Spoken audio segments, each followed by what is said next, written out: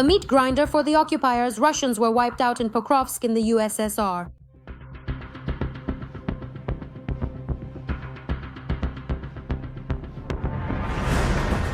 Protecting the future of Russian soldiers, a pot instead of a helmet. A fiery night in Russia. Oh, how scared I am. And Saratov, things are stirring again. In SU once again set fire to the Saratov oil refinery, and residents are already rushing to stock up on gasoline. the Tuapse marine oil terminal is in the crosshairs. The trestle and one of the tankers are ablaze. The massive fire can be seen for dozens of kilometers. A powerful strike behind enemy lines. The GUR disabled the critically important Russian military facility, the Koltsovoy oil product pipeline in the Moscow region. A provocation from the Russians. The Wagner PMC flag was spotted on the Estonian border. Putin is sending Russians to the slaughter. The battle for Pokrovsk has become a symbol of the so-called reset assaults. Cases where wounded, exhausted, and poorly trained soldiers are sent into assaults under heavy drone fire.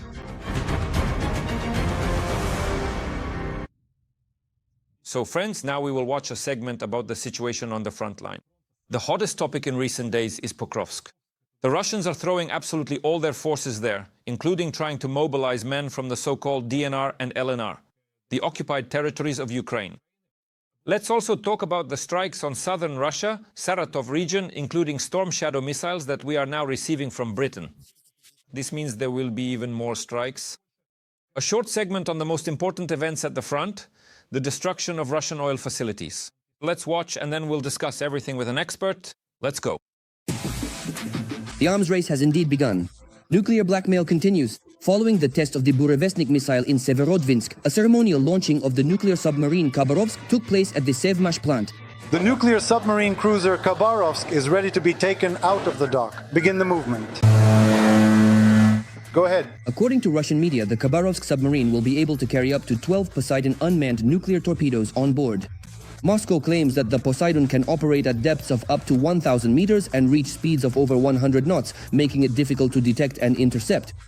With their new torpedoes, the Kremlin's inhabitants are trying to intimidate NATO countries. The creation of the Burevestnik made it possible to conduct tests of the Poseidon. There is simply no equal to this weapon. The President personally oversaw the implementation of this project from start to finish.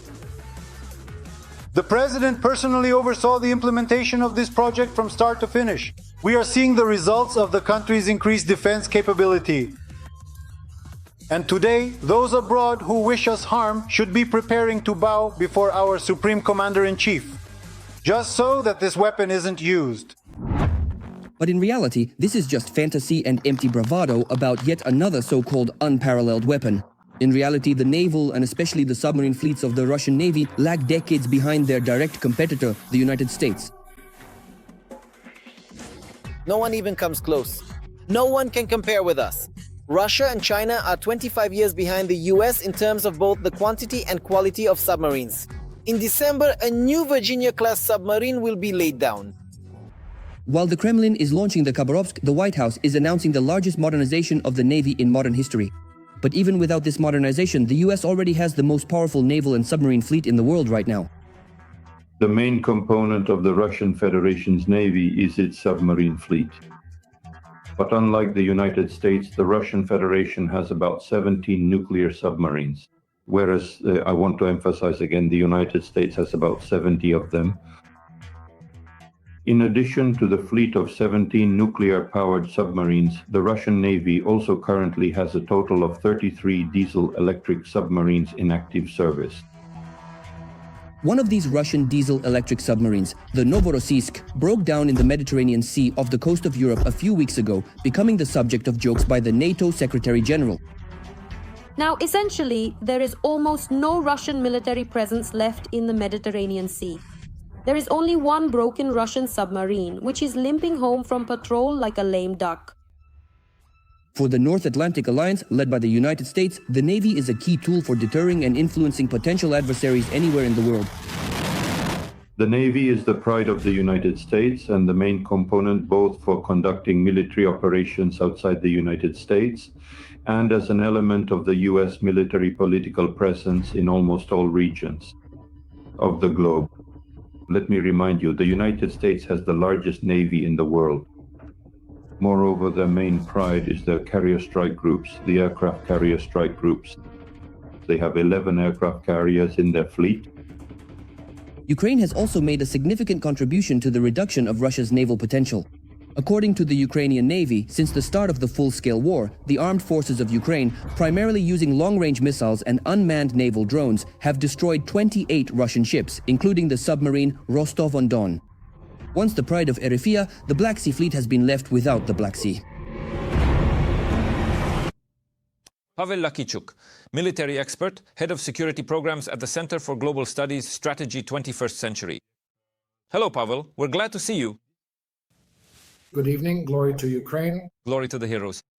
Let's briefly talk about Poseidon and then about Pokrovsk and Storm Shadow. There's a lot to discuss, including the strike on the Russian oil industry. I want to ask you about the missile torpedo, the nuclear one that everyone is talking about right now. It seems like the West is genuinely concerned. How dangerous is this Poseidon? Can you say how real the threats are for Western countries? What is this Poseidon actually designed for? Here's another question. What is it capable of? Well, if it's a torpedo with a nuclear warhead, even if it's huge, what can it actually destroy? It can destroy hydraulic structures in a port, for example.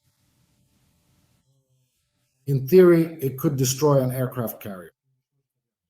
But in order to reach a port, an aircraft carrier, and so on, it has to overcome the same anti-submarine defenses that have been developed over decades. That's it. If a ballistic missile is used to strike, God forbid the United States, or God forbid Ukraine, and so on, that's clear. That's the kind of weapon specifically that we're really talking about. That is very difficult to counter even at the current stage. The Americans have a system, but even with their Patriots, which we possess as well, it's very difficult to shoot down things like Iskanders and other similar missiles, but that's ballistics. A torpedo with nuclear propulsion, well, that idea dates back to around 1959, I think. 1959 or 1961 of the last century. Now it's the year 2025 of the 21st century. In fact, Putin is trying to drag the Americans into an arms race using technologies from the last century. Well, that's basically what he's talking about. Why did the settlement house come about? The Burevestnik appeared. It's the same scenario, 1959. In the US and later in Russia, against the backdrop of the space race, they tried to create something with a nuclear engine. Let it be a cruise missile with a nuclear engine. The Americans built one, looked at it, said it was nonsense, and scrapped it. The Soviet Union almost built one, but couldn't finish it. They almost built it, then realized it really was nonsense and scrapped it. Then Putin appeared after the year 2000 and said, no, let's let the petrodollars go to this nonsense too. They made a compact nuclear reactor. In 2025, a weapon appears, Model 59, almost like the T-54 tank. But the key word here is nuclear. Nuclear. Everyone is afraid of it. Especially nuclear, and especially nuclear from Russia. A nuclear engine. An engine means it will nuclear contamination of the world's oceans, and no one even knows where it will fly. The ones who are always the most afraid are the Russians and the Norwegians, because all the missiles that are aimed in the direction of... For some reason, the chickens in Kamchatka explode in the airspace near Norway. Of course, this is dangerous for the whole world, but it's not a breakthrough in military technology. It's a technology of intimidation, nothing more, and a technology for squandering the Russian budget. It's good. That's wonderful. I agree with you. Let's talk about this then.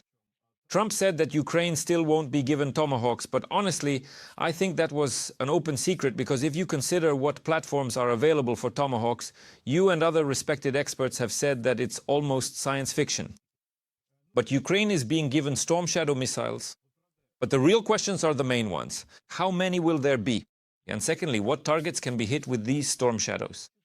So I want to clarify with you in the context of the recent strikes on the Saratov oil refinery. Will it now become even harder for the Russian oil industry? And what do you think? How many Storm Shadows will we receive? There is no information yet. I want to hear your assumptions. Not many. Not many. Well, it's not hard to calculate because... And how many is not many? Production. The availability of British weapons. It's roughly known how many Scalp missiles the French armed forces have. The production rates are also roughly known. It's also roughly known how many have been transferred to us.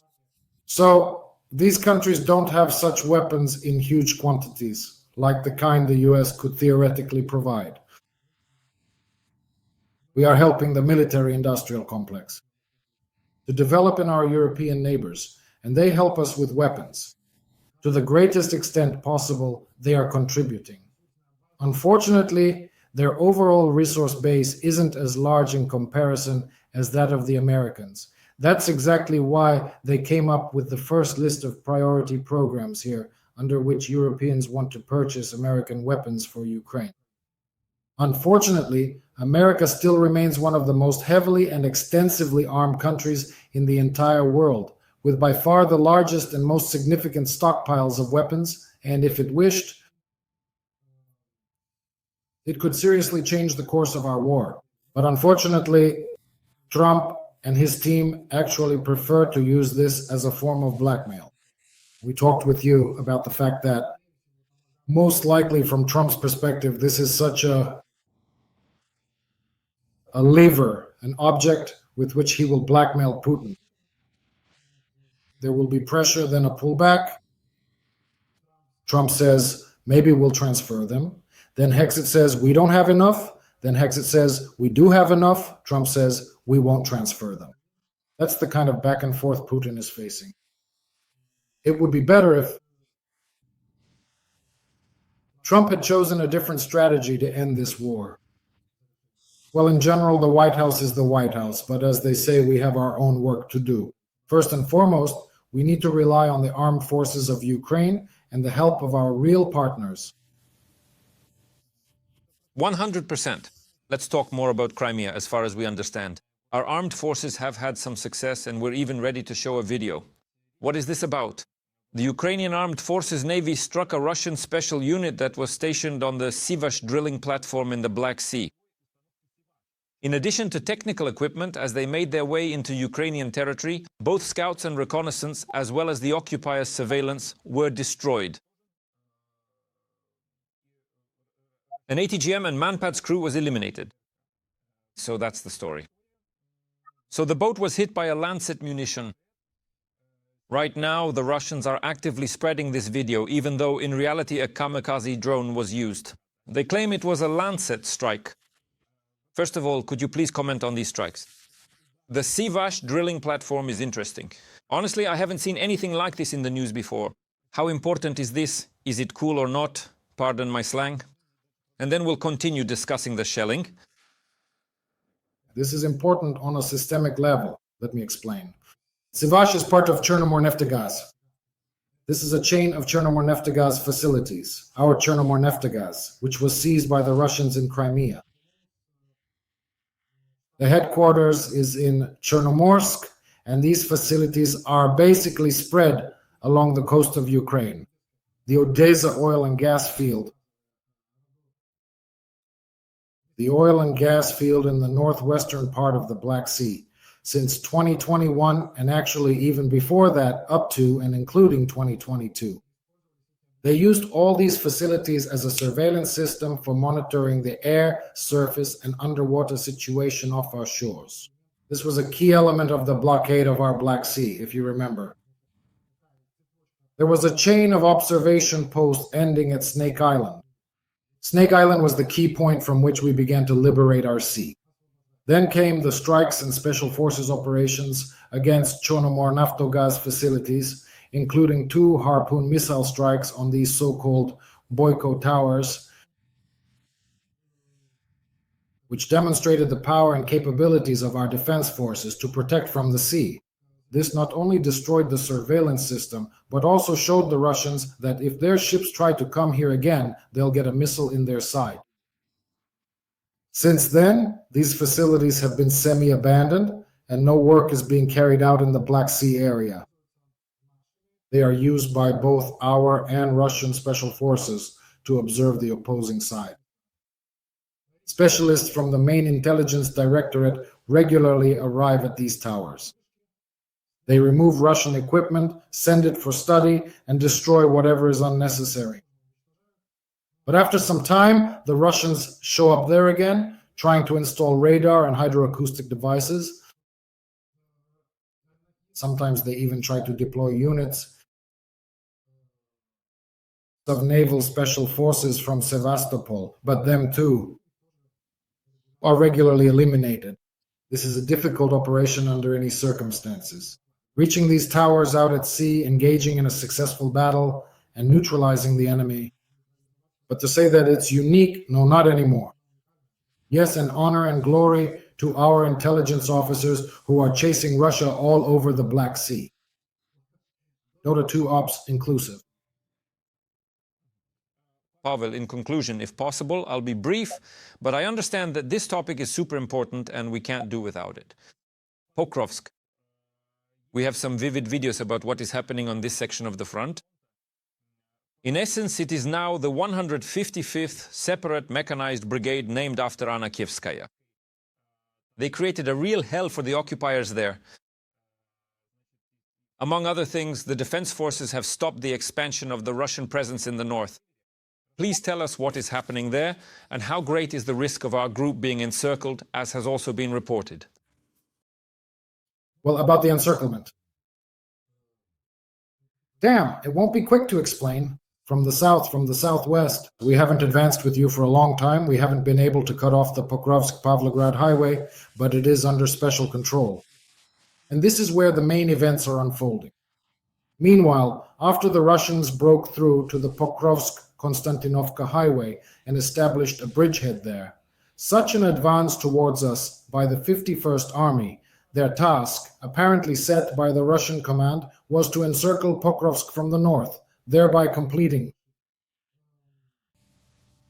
the encirclement of the main forces of the armed forces of Ukraine, which in the end should lead to the collapse of the front, across a wide front. Nevertheless, the Russians became aware of a weakness to the north toward the northern area of Drushkivka, leaving Konstantinovka, yes, in that direction. They tried to get behind Konstantinovka. That was their mistake, because they split their forces in 2 directions. Our forces brought up reserves from the most well-trained brigade, which is now eliminating this salient and neutralizing it. This did not allow the Russians to concentrate their forces to encircle Pokrovsk-Samara. Since they failed to encircle, they switched to Plan B, the plan to infiltrate the city and launch assaults. Even if it doesn't look the same tactically as it did in 1923 or 1922 in Akhmut or Avdiivka, the concept remains the same. Urban combat is taking place between small groups. Small groups of Russians, small groups of our special forces and units, all engaged in combat there. All of this is mixed with a big stew of drones. When our experts say that the Russians control our logistics, it means that their drones really do control our logistics to a significant extent. When, on the other hand, some say that Ukrainians are in control, that's also true because our armored units are also actively disrupting Russian actions in the city of Veneger. At least 60% of the city is held by the enemy. No, that's not the case. Other sources say that Ukrainians control it there. No, it's a combat zone, not even the front line. It's a real mix. It's not a gray zone. It's an area where both our forces and the Russians are present and fighting at the same time. Can the Russians encircle Pokrovsk from the north? They certainly can, but our brigades are currently finishing off this salient to the north, and for the most part, these are actually our operational reserves. If we manage to fully clear the northern part, that enveloping wedge of Russians from the north, it's precisely against them that the corps which successfully eliminated the entire salient near Dobropilia will be deployed. It's somewhat complicated, but I really wouldn't call it catastrophic. Let's hope so. The situation is still serious. Thank you very much for your prompt comments. Pavel Lakichuk, military expert, head of security programs at the Center for Globalistic Strategy of the 21st Century. Goodbye, Pavel. Thank you.